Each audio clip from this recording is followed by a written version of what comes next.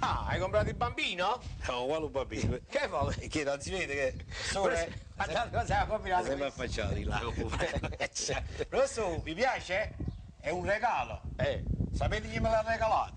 Chi? Ginuzzo. Mi sei fissato con Ginuzzo? Vedi chi Ginuzzo? Ginuzzo l'esquimese. Quella è a portata. E fuoco, e pinguino hai tu, il pinguino. E che facevi il buon migliore? Adesso quello se è venuto a Napoli perché gli piacciono i spugliatelli, i babà. Ha avuto un lascito, un bisnonno che ha lasciato il raccheso. Allora è venuto là, è arrivato a Capriglino, si è fatta la folla così, ha detto fammi un fuoco, piglialo un pinguino, ma ci pigliamo, abbiamo mozzicato pure sul fotetore.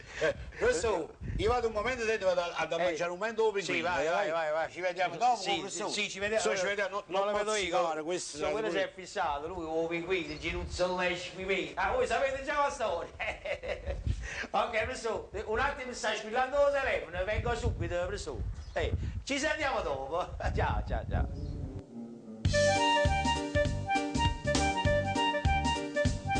È arrivato a Capriglino verso le 7 stamattina. 4 fuoco, 3 pinguini e una busta che panini. Sta viaggiando già un mese con sta busta che è spenta. Ah, yes, tu già per mese.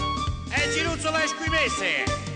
Parcò a Capriglina 7 mesi fa, perché tenevano un bisnonno qua. Ma poi improvvisamente il vecchio gli mancò, lasciando il denaro e proprietà. La fatta panareggia a Margellina, pure una pista a cena vicina, un 4 fuoco e 3 pinguini, oro parace tenicano così littino. Ma chi è? Ginuzzo l'esquimese, cavallo abbondonato, pazzi pettini da casa, sa bocca e poso sosa. Passa sto Ginuzzo, che la cava pazzo, Che torna da una folla di creatura. Ginuzzo l'esquimese, va bene a sta città, perché se può gustare. Pizzicozzi che baccalà, una spugliata e un babà, che sti coso polo nord non ne dà.